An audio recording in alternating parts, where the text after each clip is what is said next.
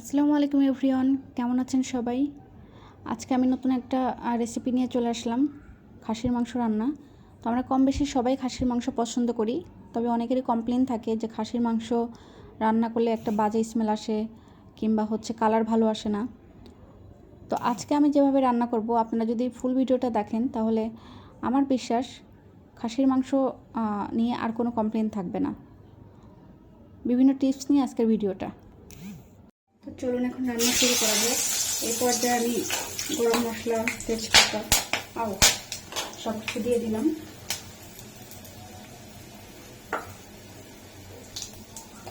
তারপর আমি এর মধ্যে পেঁয়াজ কুচি দিয়ে দিলাম।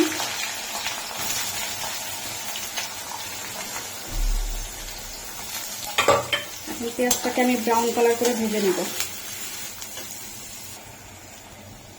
তারপরে একটু যখন ব্রাউন কালার হয়ে আসছে তখন আমি আদা রসুন আর পেঁয়াজ সব কিছু কাঁচামরিচ বাটা সেটা দিয়ে নিলাম, মশলাগুলো দিয়ে নিলাম। এর মধ্যে আছে শুকনো মরিচের বাটা আর কি। তো আমি মশলাগুলোকে ভালোভাবে কষিয়ে নিব, তাহলে আদা রসুনের যে একটা স্মেল আছে সেটা কিন্তু আর থাকে না। এই পর্যায়ে আমি দিয়ে দেবো হলুদের গুঁড়া, ধনিয়ার গুঁড়া, জিরার গুঁড়া। যদিও জিরা বাটা দিয়েছি, তারপরে জিরার গুঁড়া দিয়ে দিলাম। আর এইটা হচ্ছে আমার একটা স্পেশাল গরম মশলা, যেটা আমি বাসায় বানিয়েছি। এর মধ্যে জয়ফল, জয়ত্রী, সাদা এলাচ, দারুচিনি, বিভিন্ন রকমের মশলা দিয়ে আমি বাসাতে এটা বানিয়েছি।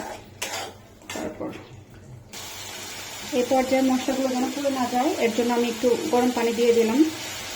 আমি কিন্তু আগেও বলেছি যে রান্নায় সবসময় ব্যবহার করবেন গরম পানি, তাহলে রান্নার টেস্টটা কয়েক গুণ বেড়ে যায়। তো আমি এখন সুন্দর করে ঢেকে দিব।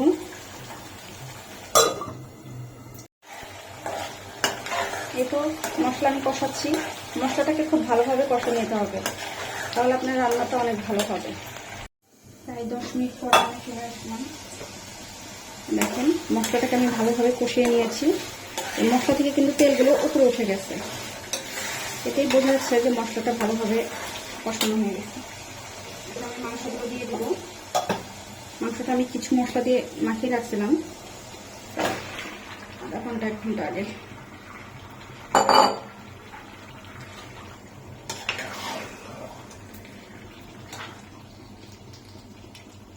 নাড়াচাড়া কষ্ট হয়ে যাচ্ছে আমার, এতগুলো মাংস পাতিলে কি ধরবে? এর চেয়ে বড় পাতিল নাই আমার।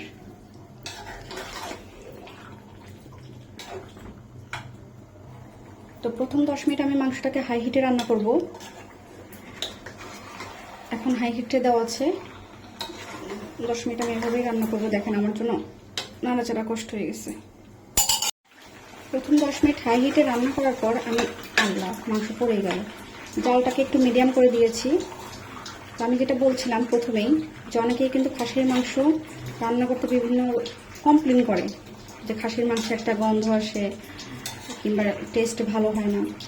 তো খাসির মাংসের গন্ধ দূর করার জন্য 2টা উপায় আছে। একটা উপায় হচ্ছে আপনি ধরেন ভিনেগার যদি থাকে, ভিনেগার দিয়ে আপনি 10 মিনিট ভিজিয়ে রাখতে পারেন মাংসটাকে। আর বাসায় যদি ভিনেগার না থাকে তাহলে কিন্তু আপনি লেবু রস আর লবণ দিয়ে মাংসটাকে যদি 10-20 মিনিট ভিজিয়ে রাখেন, তাহলে কিন্তু আমি শিওর যে আর কোনো গন্ধ আসবে না, বাজে কোনো স্মেলই আসবে না।